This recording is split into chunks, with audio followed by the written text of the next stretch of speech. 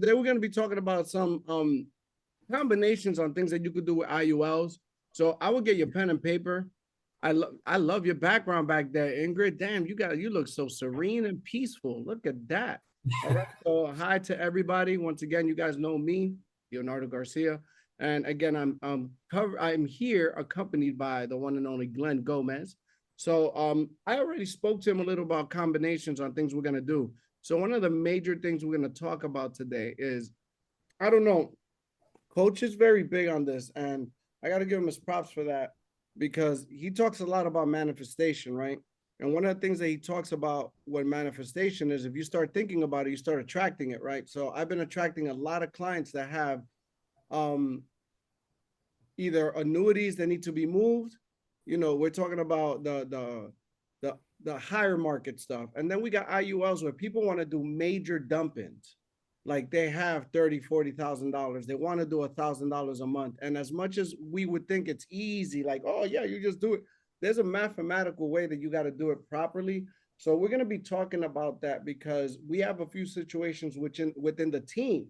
That's where the whole attraction comes to, where we're attracting people that have this kind of money that they don't want to do an annuity, or uh it's not it's it's coming from a bank account. So it's not coming from another annuity type or a 401k, or some of them actually cashed out their 401k thinking that was the best option, and now they got all this money in the bank, and maybe they can't do an infinite bank type of strategy, so they're using the IUL as their own bank.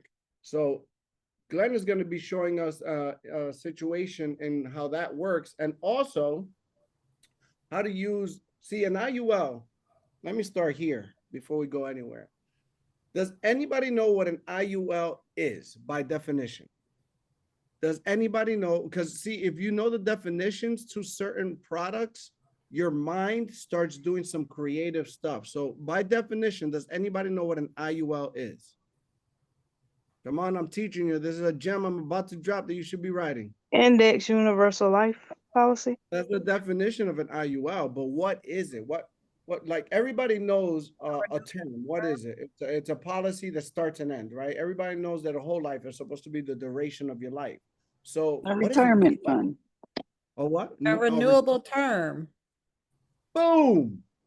A limnish for 2 points. You should write that down. The definition of an IUL, all an IUL is at its simplest form, is a renewable term they reuse over and over and over and over and over and over again. Guess what? That's, guys, you're learning something today. This is not this not strategy, but if you learn the definition, you can start thinking of ways you could use this as a strategy. It's a renewable term. Therefore, why do you think it costs, in most cases, it costs less to do a IUL that goes 121 years than a whole life? Because a term is generically cheaper than a whole life. Is it clicking yet? The wheel's clicking? Because it should be. You should know by these little definitions, you'll see things that are going on. So another thing that we're going to be doing today is, I had a client that told me, well, how come I could only get a term for 30 years or 35 years? I was like, how long do you want the term for? And he was like, 40. And I was like, my mind went all different angles. And I was like, well, how many types of term are there? Can anybody tell me what types of terms they are? There's three generic that we use. One is a flat term, just a straight up term. It's the cheapest term you can ever get. What's this? What's another one? Come on, you guys know this. Oh my God, this is scary. It's scary. No brave souls. Limnish walked away. I know she would have answered even if she was wrong. Come on. There's a term with living benefits. What's the third type? Term ROP, return of premium. So if you got three of these types, you know, what's one thing that's in one of them, something's missing, right? So you got term that gives you your money back, then you got term that got living benefits. But what if you could put somebody in a situation where they can get both money back and living benefits? That's an IUL, guys. That's an IUL. Today, we're going to go over how you can construct that and really customize an IUL to someone's liking. And guess what? They're going to love you for it because they're not going to get a term that they're going to be putting money into, which I'm not against term. Term has a place in the marketplace, but when they do term, if it's a flat term, it's gone when it's done, right? And if they got term ROP, they get their money back. But if they get hurt in the process, there's no coverage. And if you got term with living benefits, okay, you got benefits, but then when the term ends, it's over. Well, you're going to be able to put people in a situation where they get money back, it's legal, and they're also going to have those living benefits, which are so crucial in this world that we live in today. So with that being said, I'm going to turn it over to Glenn, let him introduce himself, and then we're going to start working on some scenarios in which we're going to start with the higher market stuff and work ourselves backwards into the term type IUL. Perfect. Thank you, Leo. I appreciate it. How's everyone doing today? Everyone doing good? Great. That's good. That's good. I'm glad to hear that. I will share something real quick, actually, that from what Leo was saying kind of spurred something we have here. So this is exactly, let's see from the current slide. So do you guys see my screen? Yeah. Yes, sir. Yes, sir. Perfect. So this is something F&G started coming out with and exactly what Leo was just speaking to. For me, I'm visual. So I think it's perfect to see something like this. And this is the vision and painting that picture for your client, right? So from F&G's perspective, how do we make something simple for a client to see? Because IULs can be layered. They're not complicated. They're phenomenal products, but they're layered. There's a lot of layers to them. Like Leo was mentioning, term is pretty basic. Whole life is pretty basic. What they do is in the names, right? Universal life is universal. So there's so many different layers. So there's really 3 layers to it, just like Leo so perfectly said. Legacy, living, and aspirations, right? Your legacy is your death benefit. Your living is your living benefits. God forbid you ever get diagnosed with a critical, chronic, or terminal illness. And then your aspirations is your cash value. You're painting that picture for the client, right? When you have an IUL, they're 20, 25. They may not have kids yet. They may not be married. They're just thinking about what they're eating tomorrow, right? They're not thinking about long-term. So how do you as an agent paint that picture? You're painting it long-term of, do you want to have kids? Do you want to take your mom on that vacation she's been wanting to go with and couldn't afford? Look at the cash value you could build in 20, 30 years from now, right? Look at the living benefits if you ever get sick and can't work and support your family. There's just so many layers to it. So I just wanted to share this because I think it was perfect what Leo was leading with, what an IUL is. Right? It's 3 layers. It's a Swiss Army knife. It takes care of everything in one product. Beautiful. Oh man, take a screenshot of that one, even though it's beautiful. Oh, do you want to leave it up? Because I was going to start with, I can leave it up for a second. Let me put it back up. Give me a second so I can take a screenshot of that. Yeah, I got that. This is your presentation, guys. This is a presentation right there. I love it. Go ahead, brother. Now it's all yours. There you go. I'm good. Perfect. Awesome. Cool. So I'm gonna, let's see. I think I got my other screen. Let me stop sharing. Actually, I could probably pull. Perfect. Can you guys still see my screen with the illustration software? Perfect. No, we don't see the illustration. We don't see the illustration. Okay. Let me stop sharing and go back. Stop sharing and reshare. Yes, sir. Yep. Perfect.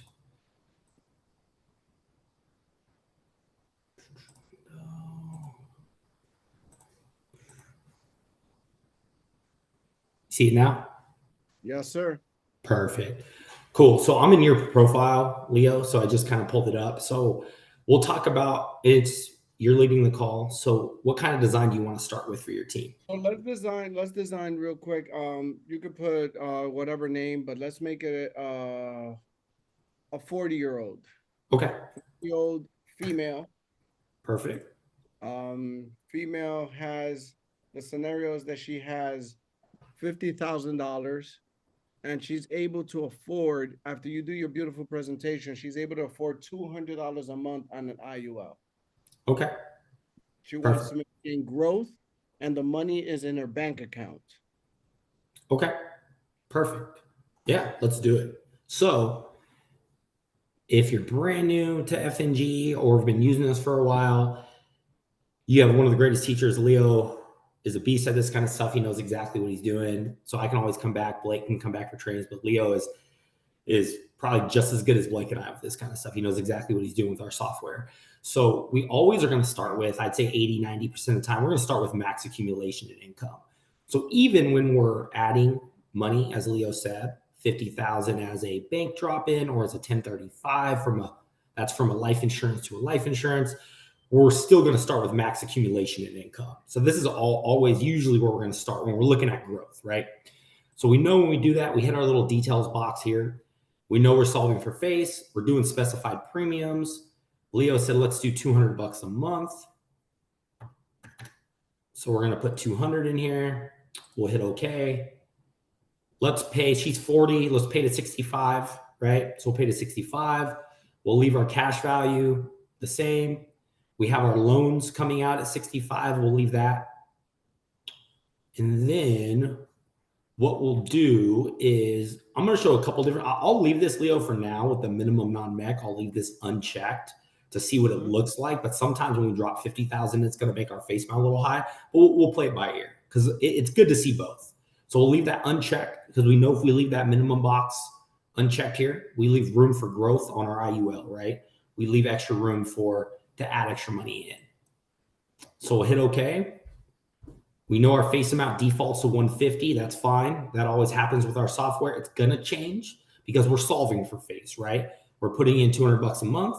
And in a second, I'm going to show you where to put that 50,000. So we're going to design it just like a normal max accumulation income. We're paying to 65, option B to A. So increasing death benefit to level death benefit at age 65.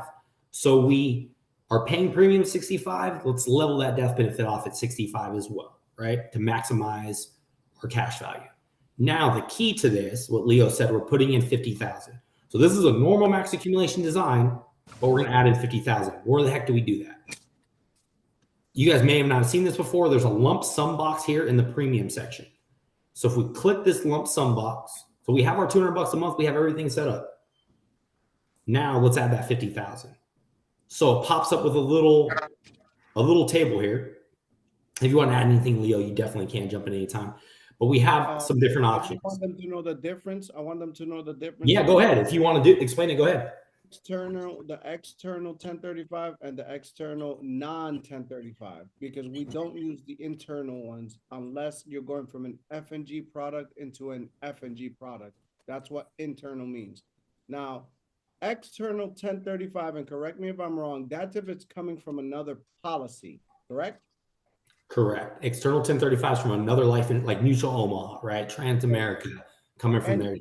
Any life product, and that's the one on the left. When it's coming from a personal bank account or savings account, is the external non-1035. You got it. So we'll plug in 50,000 here, and then we'll hit OK. So we'll leave our allocations as is, right? We usually will leave that at default unless you have a client that wants to customize it to their liking. But we're ready to run this thing now. So let's go up to the top and let's do view and print illustration. And let's see what we get. Go through calc.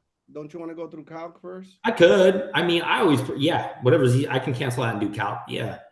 I'm old school. I like seeing all the paper and all the pages. Maybe it's too much, but kind of old school in that sense. Because most of us explain it from the calculating screen because if that works. A client, it's easier to show them. It is. Otherwise, it starts to look like the Matrix when you just. You're correct. See, because my perspective, I'm talking agents all day, so a lot of agents have a little different perspective, right? So you have the perspective of speaking with the client, exactly. So you guys see here. Year one, just like Leo said, right? This gives you a quick breakdown. So you can see it. You can break it down with your client for the next year. So our plan premium is $200 a month, which is $2,400 a year. So you'll see that here. What is different? Look at that first year. It's $52,000, right? Going in that first year. So something interesting is happening. So since it's coming from a non-qualified money, we call it a non-life insurance, just coming from a savings account, wherever they got 50,000, they want to put in their life insurance policy. Look at this death benefit, right? So the death benefit's pretty high. So the death benefit is after year one is about 1.7 million. Okay, so that's pretty high for a 40-year-old. We can look at the growth and see what it looks like long-term. The key is It's okay to have a high face amount if the client's okay with it. We want to make sure it's structured properly by if the surrender value is continuing every year, right? So let's take a look. So as we start to go through the years, we'll notice, what are you guys starting to notice? I noticed one thing that I don't like, but besides the fact that right now it cuts off before 121, what I don't like is that the death benefit is all over the place. It's like a heart attack. Exactly. So I had a feeling this was going to happen, and I kind of wanted to show because I think this is a good experience because we get a lot. I mean, I hear this all the time, and as you guys, as Leo said, you guys are out there in communities, your sphere of influences, you guys will come across, you manifest it, right? A little more high level clients, right? Clients that have money in their bank account. So the initial reaction with any investment account outside of life insurance, it's, hey, I have $50,000. Let me drop this in. I used to be a personal investment banker. So you have 50, 100,000, let's put it into an investment account. Let's put this money to play now. Because the quicker you put it to play, the more money you're going to receive, right? With life insurance, it's a little different because we have that death benefit, right? So the IUL is really predicated. That's our foundation, is the death benefit. So it has IRS guidelines. It's awesome because we get tax-free money. That's what makes that IUL so lucrative. The one caveat to it is, if we're going to put money into it, it has guidelines. So for us to drop $50,000 into this policy for a 40-year-old female in good health, the death benefit at least has to be here, 1.7 after the first year. So what that does is now we're funding it at a lot smaller rate. We're doing $200 a month. Okay, so at first it looks good. It's not bad. It's growing. And now all of a sudden, it will take a dip at about year 21 of the policy, age 61. It goes from your cash value starts to dip because what's happening is the death benefit, the cost of insurance is too high for how we're funding it for their age. So now it's starting to eat itself. And this is not good. So this is a poorly structured IUL. So this is exactly what you want to avoid, right? And this is great that we're doing this training to show it. So this is what you not want to do. If you ever see the cash value going down and then go to zeros, that's not good, right? So we know this is poorly structured. This is not going to benefit the client. So our goal is now, okay, if we're thinking, how do we make this work with this same structure? $50,000, we want to put a drop in, and let's pay $200 a month. There's a couple different ways. So let's check it out.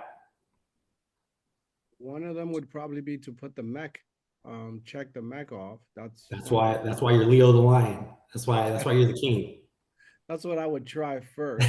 So that's exactly what I would try first. So if the client still wants they're fixated on putting $50,000 in the first year, right? Because they're like, hey, because my plan B, to foreshadow, I would take that 50,000, maybe split it up over 2 years, right? 25,000, that'll allow it. But some clients don't want to do that. Leo and I were actually having a great conversation earlier. We had this exact conversation. Correct me if I'm wrong, Leo. We said clients get emotional, right? They have money in. We want a premium deposit account, right? So why would we want to split that over 2 years? Because they might have that 25,000 in, and all of a sudden, hey, I'm going to Hawaii. I'm taking my family to Hawaii. Now the next year they go to put that 25,000, they don't have it anymore, right? So how do we utilize the policy still to structure it the same way with that 50,000 in? Great way.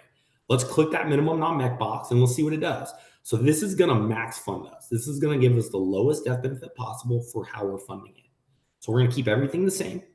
We're just clicking that minimum non-MEC. So now let's run it now and see what we get.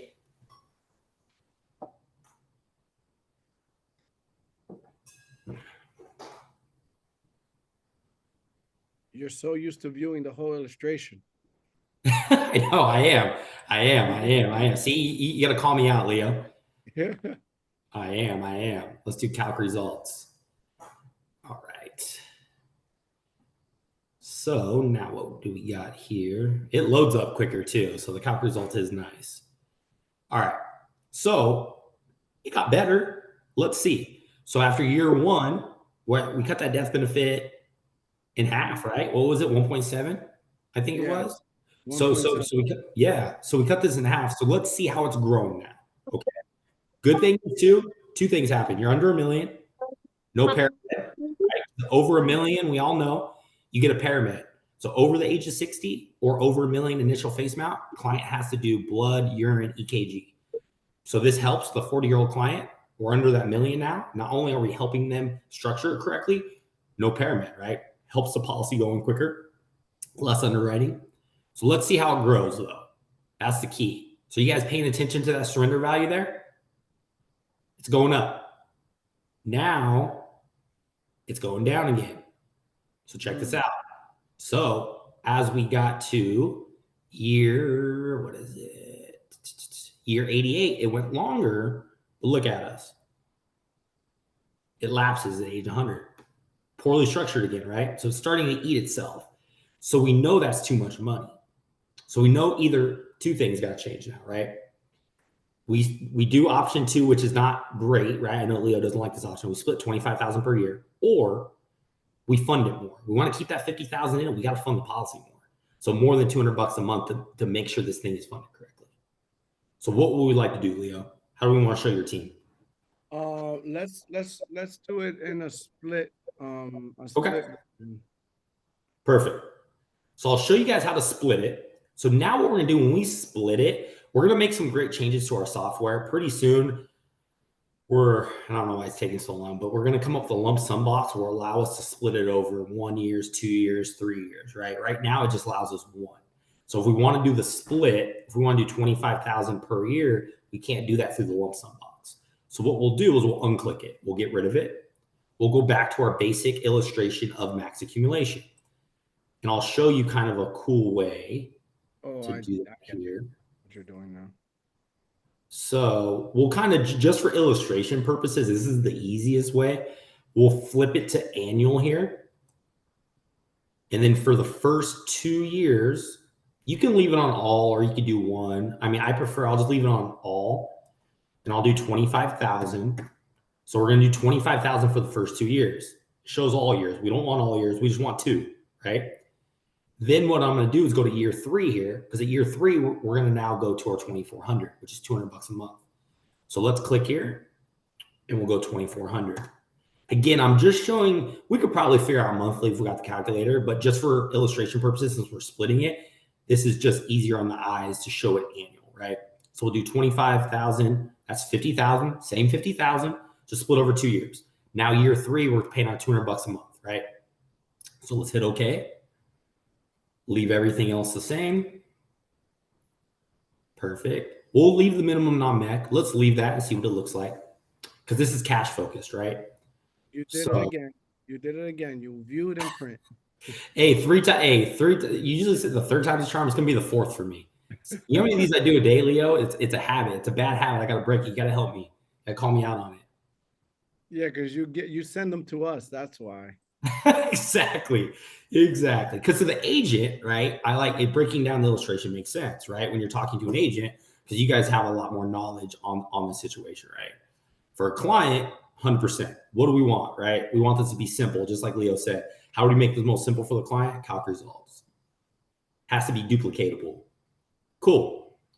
Now I like the way this is going. I have a feeling this is gonna work. We have a 40-year-old female. 416,000 after year 1. Okay, surrender value. Let's keep it climbing. We want this to climb. We want this to climb. This is a good sign. We're showing income. We weren't showing income before. The reason why I wasn't showing income, because there wasn't enough cash value building correctly to show income, right? Those were poorly structured IULs. So now we know it's structured properly, because look at this. It's showing income, $28,000 a year at age 66 of tax-free money, right? Obviously, we're going to see the surrender value decrease now because we're taking money. So what are we going to look at? We want the account value, which is in this column here. We want this to continue to grow, because the surrender value is going to drop and the death benefit is going to drop because we're taking money. We know that. That makes sense. But we want the account value to drop, or to go up. I'm sorry. So is it still going up? It is. Perfect. Look at that. Beautiful. Beautiful. Boom, boom, boom, boom, all the way to age 120. That's what we want. So is it a little complicated? No. Sometimes we just have to run through things, right? You have clients, and that's what we're here for. Leo's great at this as well. Give us a shout, because sometimes you need help structuring these. It's not always going to fit in one box. If this client was 25, maybe that 50,000 up front would have worked, because the cost of insurance is cheaper, right? So they can maybe afford to have a little higher death benefit. Emphasize that. if it's a younger person, then it will, because the cost of insurance is less. So let me try something. Change that real quick. Yep. Just because here, change the age to, I don't know, 10. Let's make it $1 million baby policy. To a 10-year-old, you said? A 10-year-old inherited this money, put, I don't know, ABC is you got to put the owner. The owner is going to be whoever. It could be Joseph, Leo, whatever. Okay. Yep. Now see if it'll. And we want to drop that 50,000 in year one. Do it that Yeah, way. leave it 50,000 in there. Do we want to leave the structure, Leo, of 25,000, or we want to do 50? No, Right. let's drop it in year one. Yeah, Yeah. drop it Let's year do one. it. Let's do it. So I'll go back to my other premium here, $200 a month. And then we'll do the same structure. Okay. So now we're doing 1 year. We can do the lump sum box to make it easy. Same thing, 50,000.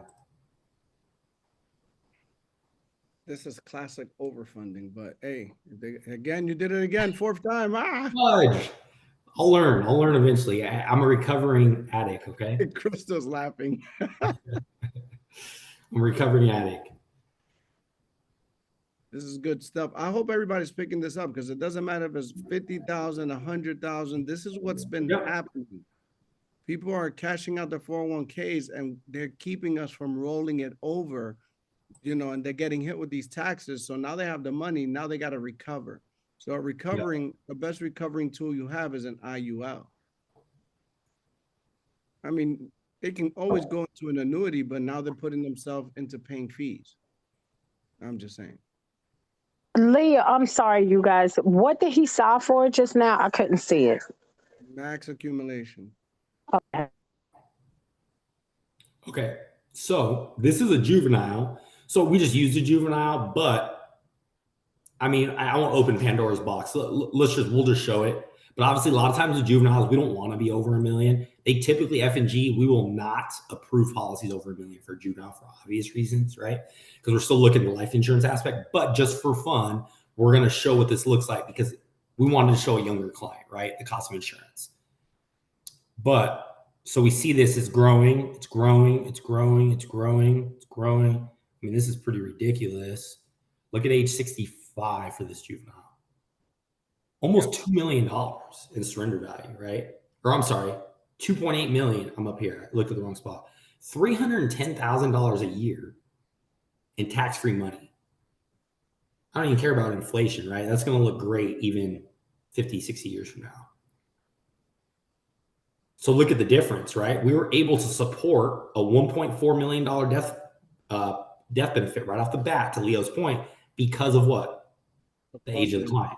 The cost of insurance, right? So there's a lot of factors when you're working with these, and don't be scared by it. Hey, that's what we're here for. Your job as agents, you guys are painting that picture for your clients in the field, helping them make their goals become reality. Lean on us. Like, don't be afraid to call us. Leo called me a bunch of times today. I was eating lunch. He kept calling me until I picked up. So hey, keep calling, keep bugging me, right? That's what I'm here for. Utilize us, F&G. Let us do the heavy lifting on the carrier side, because sometimes you don't want to be in a situation where you see my first two scenarios where it was poorly structured. You don't want to be that agent that poorly structures an IUL because you're just afraid to ask a question, right? We're here to help clients. If you're here to help your clients, you're going to end up helping yourself too, right? The more people you help, you're going to help yourself more. Remember what you said. It's because of the cost of insurance. Now, I do want to ask you a question. You said F&G would not usually for a juvenile. Yep. Because what if the parent has an IUL that's just as high, though? So we will typically go up to $1 million. So you guys may or may not know our juvenile guidelines, but it's a good little refresher if you guys already do. So anything less than 200,000 for a juvenile, right? So under 18 years old, we do not require any kind of verification of coverage of the parents. 200,000 or below of initial face amount, you're good. You don't have to verify anything. Once that goes north of 200,000, the parents have to have double the coverage. So to Leo's point, let's say we want to start a juvenile with 500,000. That means the parents need to have 1 million, and it could be coverage with us, could be coverage anywhere. It just needs to be double the coverage. If they want 900,000, that'll work. We just need 1.8 from the parents. Once our underwriters Once we get to $1 million in death benefit, they usually deny it for juveniles unless there's a hell of an explanation, unless there's something where these people are millionaires or something. And the reason why, because we look at these investment accounts, right? Tax-free money.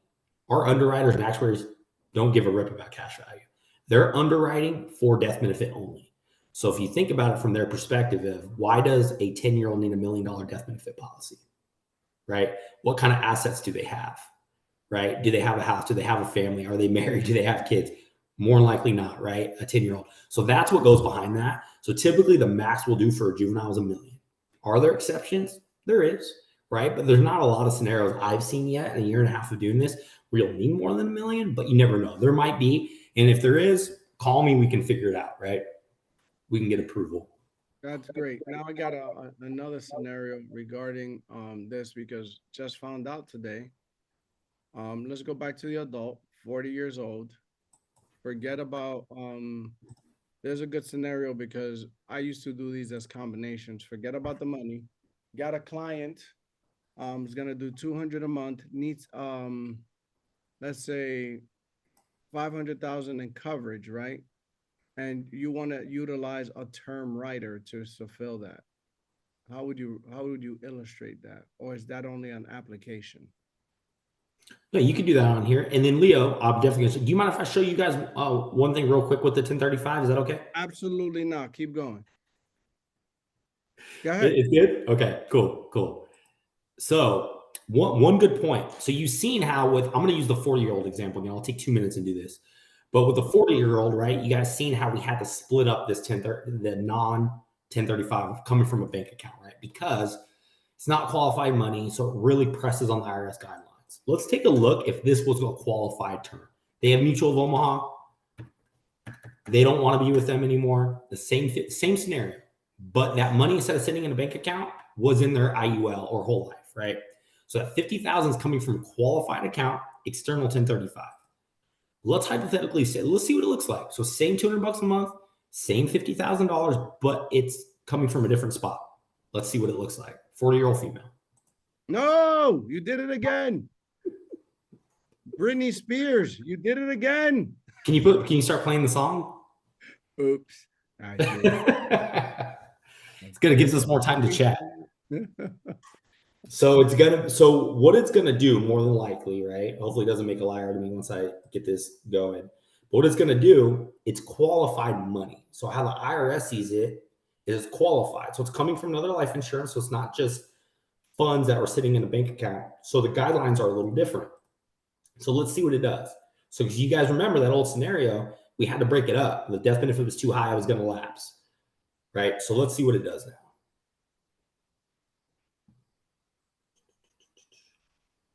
Look at that. You guys notice anything about that death benefit? Yeah, it's lower, right? Yeah. It's lower. So now let's look at this thing. Look at that. We actually have income. We didn't have income the other way around, right? Yeah. And look at the account value. It's growing. Look, this is properly structured. So my point is, there's a little finagling with it, right? So when it's a 1035, one lump sum is perfect. You could drop it in because it's qualified money. When it's coming from a bank account, we have to be a little strategic and we have to plan a little bit to be able to structure it properly for the client. So I hope that gives a little bit of light. So when it's a 1035 coming from a life insurance, you could drop that bad boy in the first year, 50K, it works fine. Okay. That's perfect. Great. Awesome. Okay, Leo. So you were saying, remind me again, a term? Yeah, because I didn't know you had a term writer right here. That's a new function. So let's see what that term writer would look like. The person wants to have, let's say, $500,000, but only wants to pay $200 a month. How would you apply the term writer to reach that? Yeah. And then how much do they want to pay each month, you said, Leo? 200. 200. Okay, cool. So what we'll do, so in our software, right, we're typically going to solve for something, right? 80% of the time, you guys are going to do max accumulation, right? So we have our drop down here. So everything but none, everything else is going to solve for something. So meaning there's only two things we have. We have premium and face amount, right?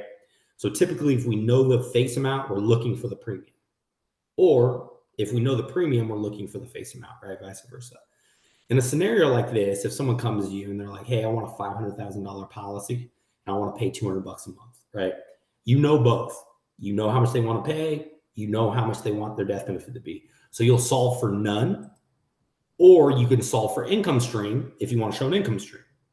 So we can solve for none or income stream. So solving for income stream is the exact same thing as solving for none. We're just showing an income stream at age 65. Do we want to try to show an income stream, Leo, or just solve for none? Just out from there, from none. That Cool. was a good definition. So we'll solve for none. Let's try this. We want 500,000, right? So let's do 250K here. So 250K.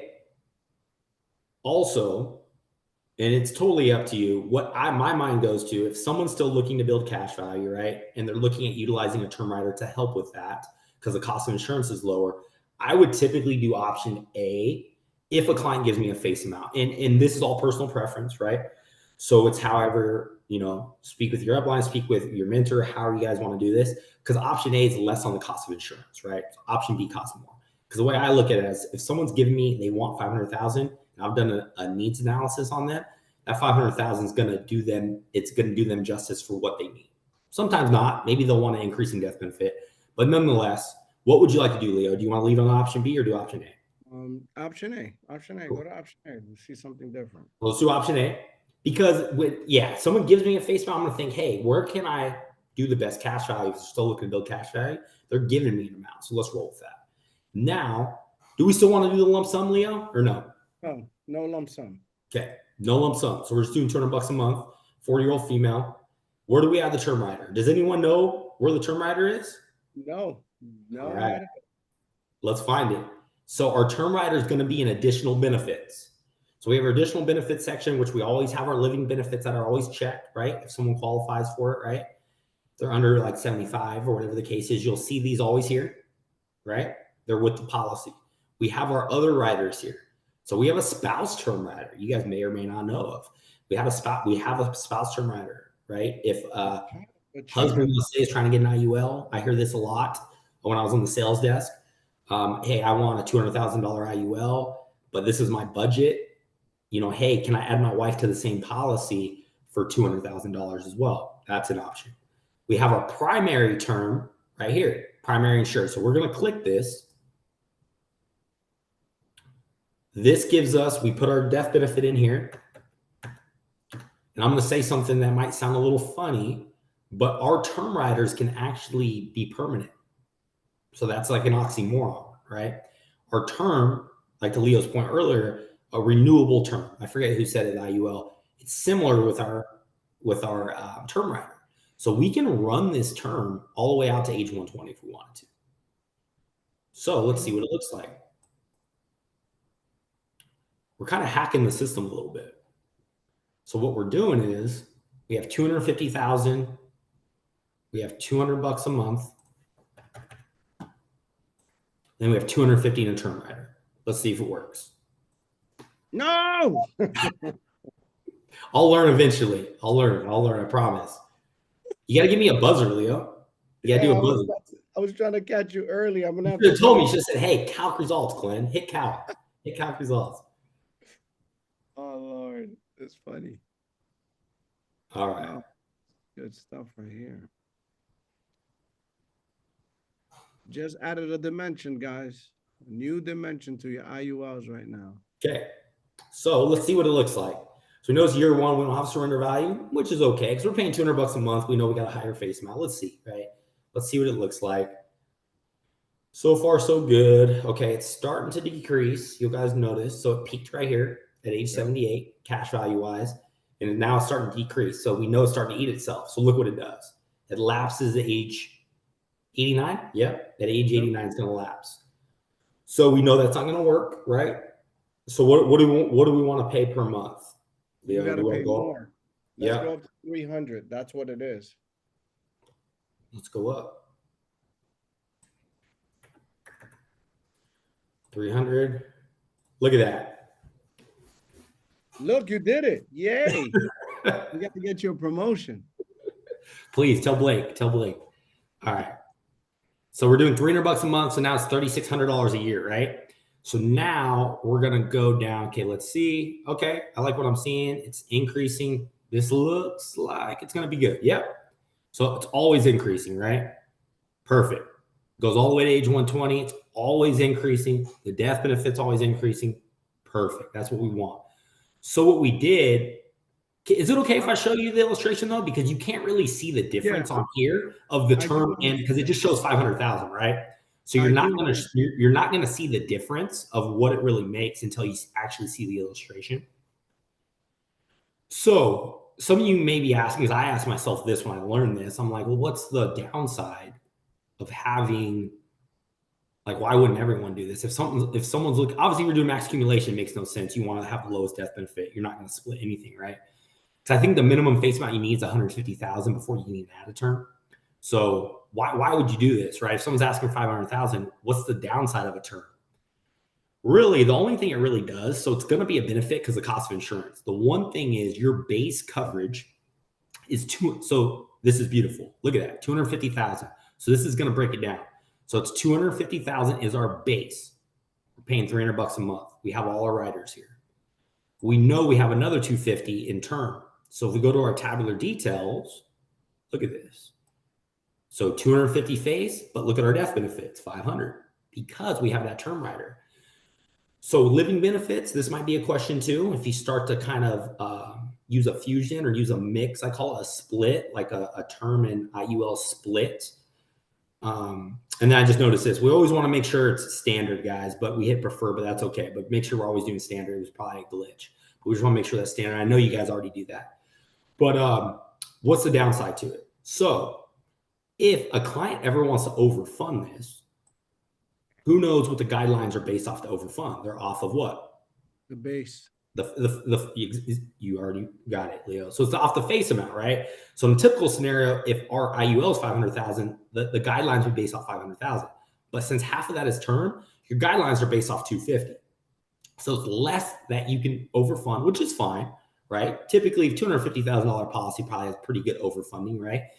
The other thing is when you activate your living benefits, you have a mild heart attack, you're good. Maybe you can't work for a month, right? You want to take out some money.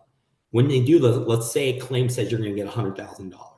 How they'll do it typically is if you get $100,000, they'll take $50,000 from the base and they'll take $50,000 from the term rider. Typically, they'll proportion it properly. That's usually how they'll do it if you activate it. But that's really the nuances. There's really no downside to doing it other than you might run into some scenarios. I've seen this a lot if the client's older, like 60s, 70s, and they're trying to really get the cost of insurance down. If you try to do the same scenario, 250,000 IUL base, 250 term, sometimes the cost of insurance is so high for them that their premium needs to maybe be $1,000, $1,500 a month. That might break the guidelines on $250,000 base. So I've seen that, right? So when you get to the older clients, it might be a little tricky to play with this term and base coverage. Does that make sense? We can always run through this again when I jump on a call next month, but does that kind of make sense why we would utilize it? No, I got it. I mean, and it's Cool. recorded, so they could constantly hear that. Cool, part. perfect, awesome. This is great. You could put two adults. You could do child riders as well. This is great stuff right here. You could.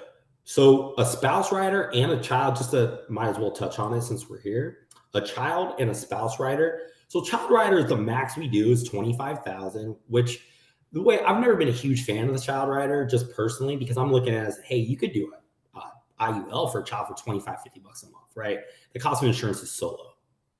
Mm-hmm. So why wouldn't you do that and set your baby up for having a permanent policy? The child rider works. It's super affordable. The cost of insurance is low. You can add up to, so if you do the child term rider, right? The max you could do is up to 25,000. You're probably asking, where do I list my kids? You don't. You can have one kid, you can have 10 kids. They'll all be covered up to 25,000. The age limit is 25 years old. Once they hit 25 years old, they're no longer covered under this. Once they get close to 25, you can actually convert this 25,000 into a permanent policy. It's not a ton, but they can use this term rider to convert it into a permanent IUL. Nice. Yeah. But yeah, it's just a little trick. I mean, for a term rider, for a child, I would just do an IUL, to be honest. honest with you. And I think, Leo, you're probably on the same page, right? At 25, 50 bucks a month, you can do an IUL for a kid, right? Pretty affordable. But if you have someone that wants some kind of coverage, and I know I have kids, so it's horrible to think about, but if you want burial costs, right? Why do you think that number is what it is, right? God forbid, hopefully no one ever has to experience that. But if someone has to bury their child, there is cost involved, right? So it's not something we want to think about, but it is something we can plan for, right? God forbid. This can help, right? So this is something, a little tool in your tool belt too. And the cost of insurance is very minimal. So just to recap on that, it could be up to age 25 and no more than $25,000 in coverage can then be carried into a whole life after 25. Now, here's the question for the spouse rider. Yeah. Can you leverage somebody's health? So I'm healthy, wife is not. Great question. So we do get this, not a ton. I don't know why when I first started this job, especially when I was in the sales desk, taking a lot of inbound calls from various IMOs, this was a hot topic for a while. It was people that are uninsurable, right? Like a 60-year-old or something that maybe had some health issues. His wife is 40, 20 years younger, good health, and female, right? So they would try that. They are going to do underwriting on this. So you'll notice, look at that. We have an underwriting class for the spouse rider. So you can put it at standard non-tobacco, but if someone comes back uninsurable, they may get declined. Is the underwriting as intense as the IUL? No, but they'll still look at APS reports, right? I haven't heard of them ordering like blood and urine for the spouse rider, but they will do APS, they will order MVR, they will do financials, right? If they need to. So I have seen in the past where we've done other than applied for offer. You guys have probably seen, if you guys wrote policies with us, let's say a client comes back at table 3, right? Their health isn't as great as we thought. They come back, we have to do new illustration. I've seen it for the spouse, on the spouse rider, a handful of times. Not a ton, but I have seen it. Where it comes back, the husband is approved, let's say for the IUL, standard non-tobacco, but the wife comes back at a table 3 on the spouse rider. So it happens. So we can do that here, but there is underwriting involved for the spouse rider. Okay, that's good to know. Perfect. So guys, today we just learned how to add riders. Now, really quick, let's take this 40-year-old, and this 40-year-old wants a 50-year term. Let's purposely do a 50-year term, and I'll explain afterwards how this can be used in that manner. But now we know how to use the riders, guys, which I think is very powerful. I think it changes the target, but we're not here to worry about target. We want to do what's best for the client.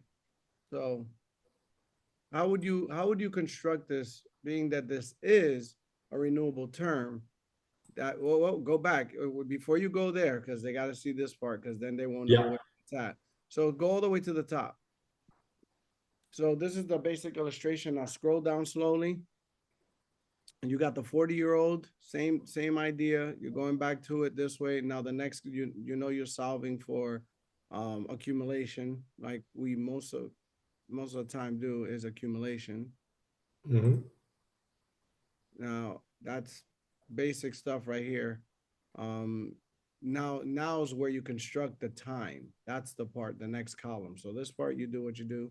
So yeah, so it's a little tricky. I'm gonna be honest. I don't like doing it this way. It is a tool, but if we're gonna utilize an IUL, right, we want to utilize it where it's gonna go properly. But I like where Leo's mind at, because it's just another arrow in the quiver, right? So it's something thinking outside the box. I know where he's coming from with it, and I love the idea of it. It's thinking, adding another arrow to your quiver, right? So let's see. So if we do max accumulated income, it's gonna give us an option here. We're structuring everything the same way. Mm-hmm. There's a little trick here. So we see we have cash value at a certain age, right? At age 120. So we just got to make sure this policy runs out to age 120. We have $1,000 of cash value. Let's say we put 885 here. Mm-hmm. So in theory, meaning we only need $1,000 cash value at 85. That probably means if it's only that, it's probably going to lapse pretty soon because we don't have much left, right? Typically, not in all cases does it work, but I know where Leo's going with it. So we'll leave everything else the same. We'll do option B to A, age 65, $300 a month. whatever it is. Okay, cool. Let's run it and see what it does. Calc results.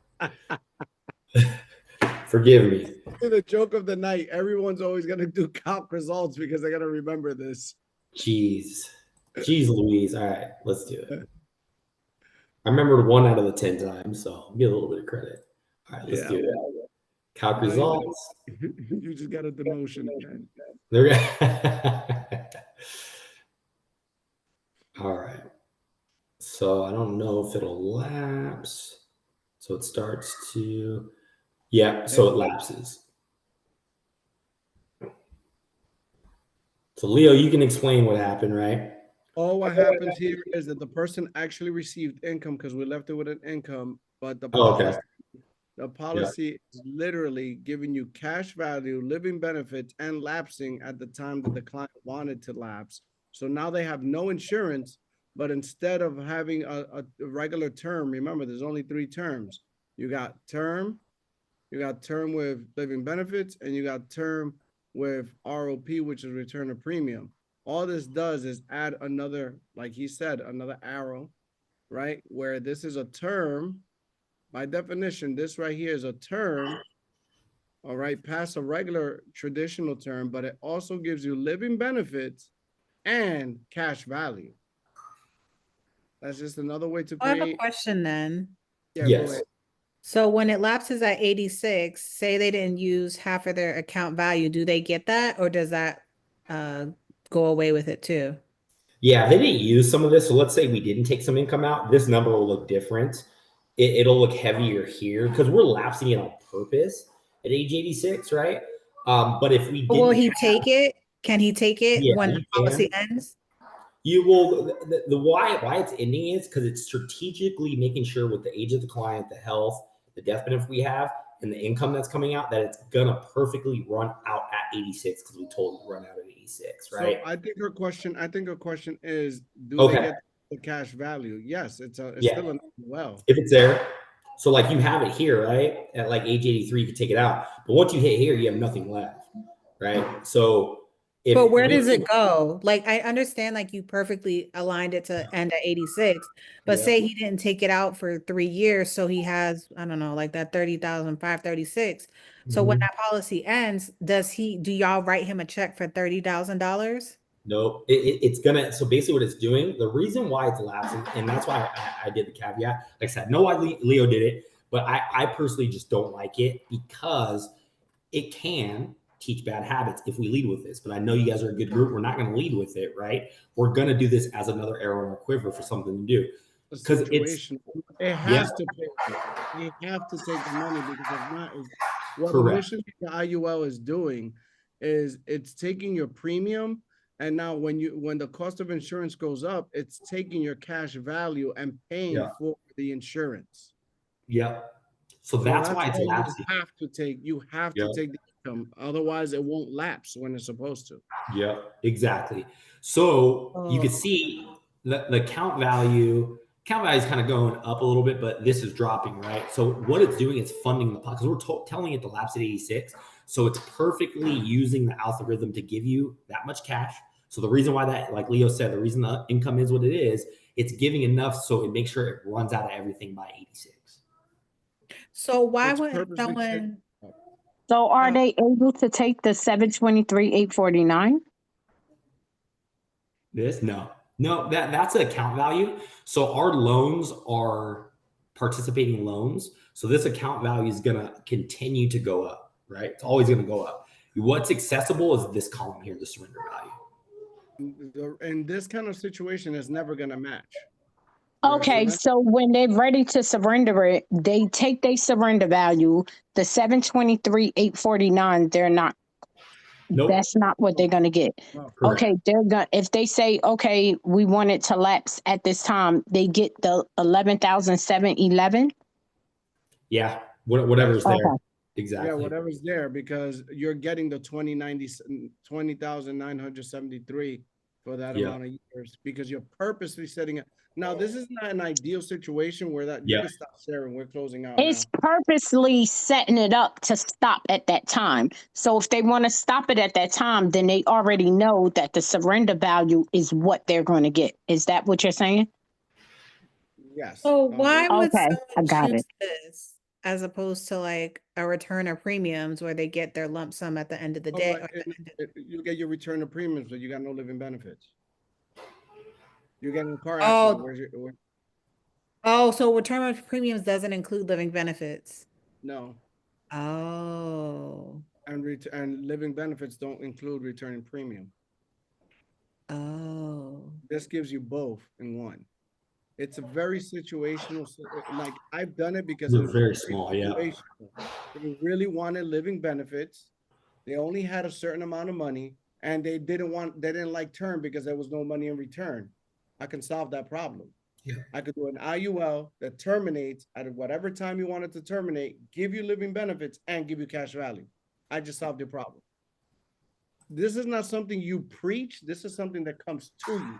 Thank you, Leo. That's Like perfect. someone tells you this. Yes, this came to me. Somebody was like, well, I don't like whole life.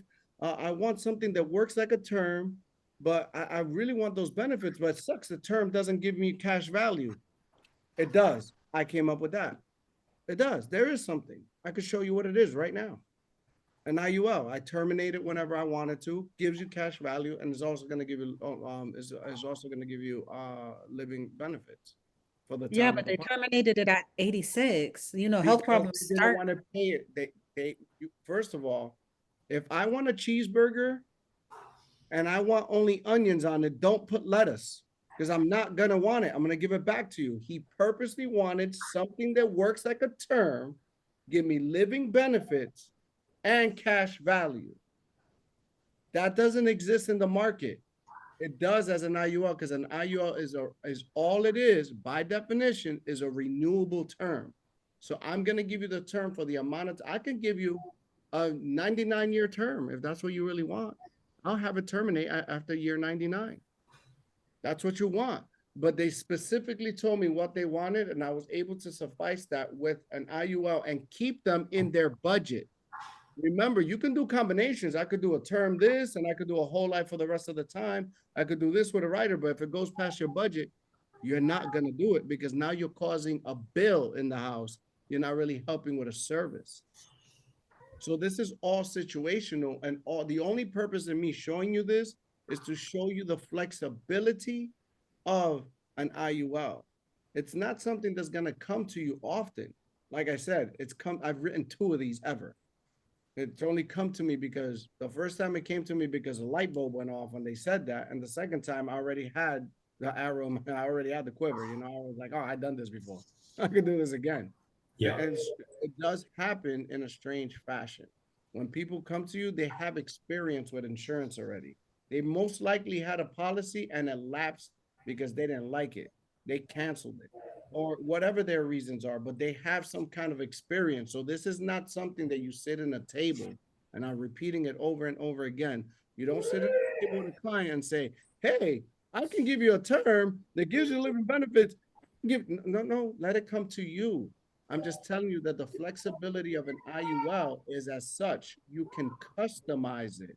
So if you know it by definition and you know that you can move things and manipulate it in the illustration, now you know that you could use an IUL for more than what most people use it for, which is to take the place of a whole life plan. I also gave you, by definition, why an IUL is cheaper than a whole life, yet it goes your whole life because you're just renewing the term.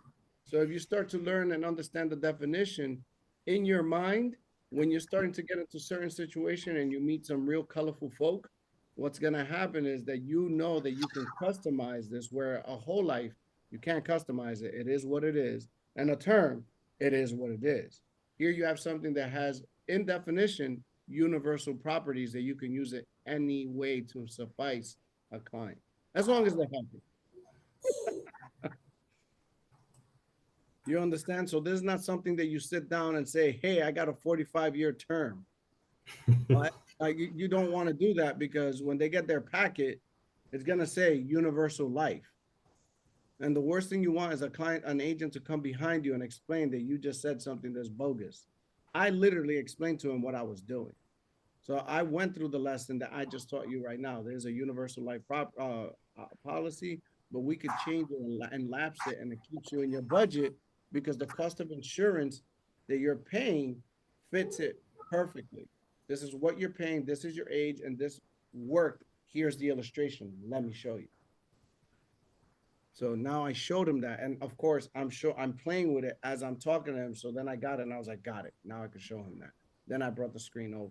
So that's how I did it. But again, I've been doing this 11 years. Most of my life, yeah, I did 3 years of just final expense. But when I was doing IULs and when I learned them, and even when I looked at my notes, and when I thought about this, I actually brought it to Blake's attention. He was like, yeah, that's great. That doesn't happen often, but it works. It's completely legal. Now I'll tell you this: in the MBT, I had to write what I was doing, because they wrote me an email saying, why is your illustration only going to this year? It's weird. Yep. You got to have a reason for it, because we have compliance. So writing that back on the little snippet that they gave us in compliance, they were like, got it, no problem. That's what the client wanted. I explained exactly what the scenario was and their characters, and boom, I didn't have a problem with it. It's strange, but it can be done. I just want you to understand the strategy behind it, because strategy sometimes is more important than just knowing I got term, I got whole life, I got annuities, and I got IULs. IULs very flexible. That's it. Anybody got any other questions regarding anything? Because I held my man up. I know it's early over there, but it's late over here. That's all good. He still got the sun out. Look, he still got sun out. We got no sun here. Yeah. Anybody got any questions, comments, or concerns? I think this was great, by the way. That's my comment. Yeah. Thank you for showing us that. And the riders, that's a game changer for me. Yeah. Hey, I don't appreciate like it. them for children, though. I do not like using them for children. I will say it while it's being recorded. I do not like it, because I agree. amount of cost of insurance to just do $1 million baby policy is so much better. Yeah. Maybe, but the term rider, that's a good one. Yep. We're having that out there. Perfect. All right. Well, hey, it was a pleasure. Guys, on you. Thank you. Yeah. It was a pleasure. Thank you guys for having me. Always look forward to coming, because you guys have us once a month, right, Leo? Usually once a month. It's usually first Wednesday. First Wednesday. But this first Wednesday, we had somebody else come in. So I want to thank you for being flexible. And we are going to see you. Oh, you guys are cheating on us, huh? You had someone else come in, huh? Yeah. Not for IULs, though. You don't do annuities. Okay, so okay. That makes me feel better. All right, perfect. Yeah, it's not even you, so don't worry. Got it. Awesome. So, well, thank you so much, guys. It's always a pleasure being here. Thanks for having me. Appreciate it, Leo. Thanks. It's been an honor, a pleasure, and a privilege, guys. If you guys have anything that you ever want to learn about IULs, I know some of you are out there looking at Instagram like crazy, looking at YouTube's like crazy. Just bring it to my attention. We'll see how we could do it with F&G, and we'll see if it's something that's actually proper for our clients. With that being said, guys, it's been an honor, a pleasure, and a privilege. Thank you for coming out to Latte with Leo. We are out of here. Bye. Thank you.